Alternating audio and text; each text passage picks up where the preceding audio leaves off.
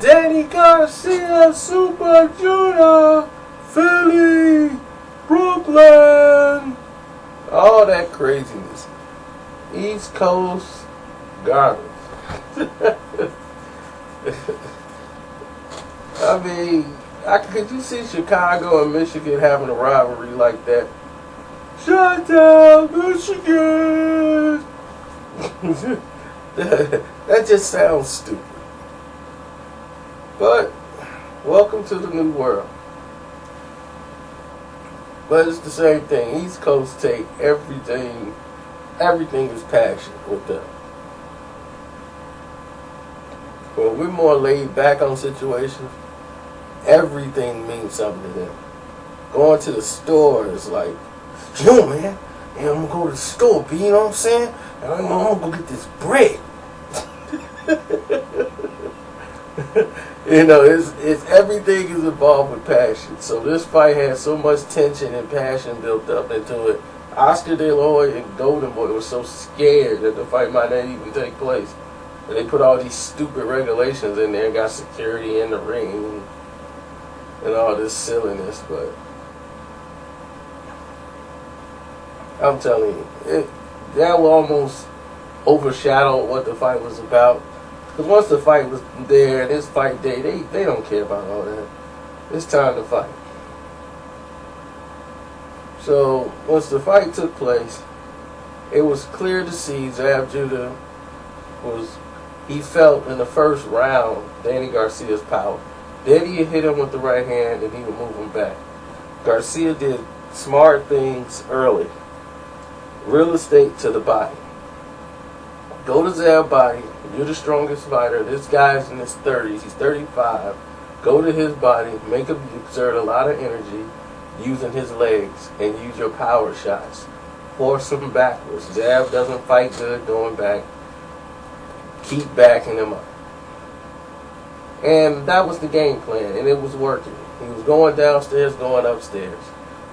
The worst thing that happened for Danny Garcia is what ended up being the best thing for him, is when he hurt Zab Judah.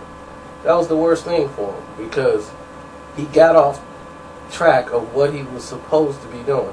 And he exerted a lot of energy thinking that he was going to get Zab Judah out of there. So for 2 rounds, he really was loading up on power shots and had shot his load. And what happened is he took a couple of rounds to regroup, and he was standing there in front of Zab Judah. Now Judah started timing him, and once the right hand started coming in, and it started coming in slow. When Danny come in too close, he was shooting the right hand so low and so slow, Zab could come right over it with his left. And he should have been doing that early on. I mean, Garcia throwing a jab out there, the jab was lazy, and Zab could have came over with a left, but Danny's power was keeping Zab at home. So when you're going down to the body, which opened up that right hand to the top,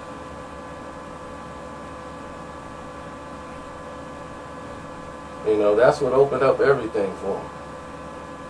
Once he landed those body shots, Zab's hands was almost at his waist when he landed those big rights to his head.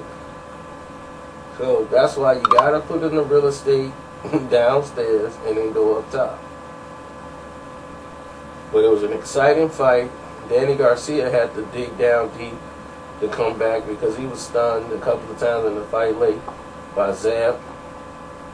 But this is what happens when you didn't have this much experience going into these type of fights.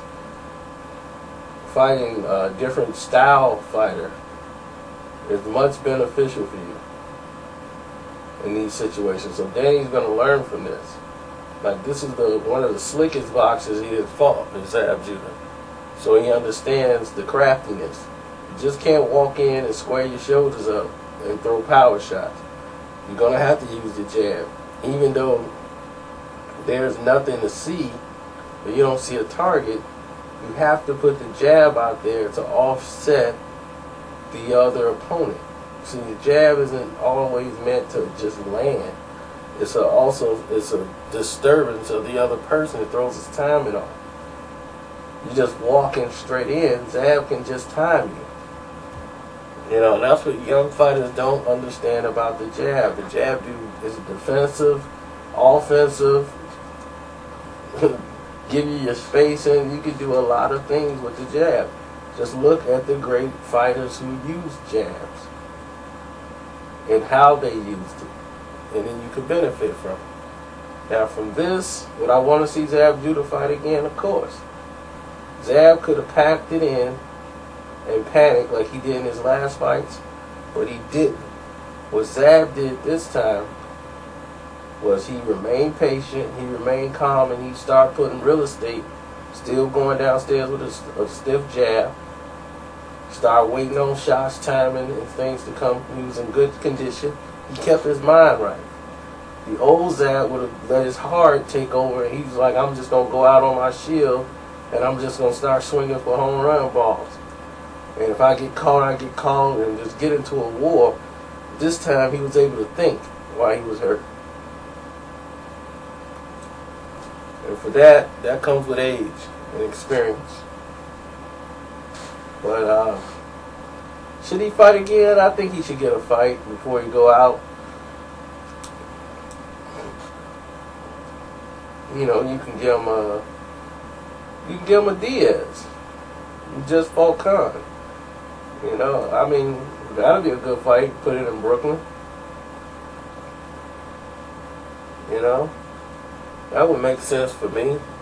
But do I think Zab should fight Lamont Peterson or Lucas Matisse or Adrian Bronner? No.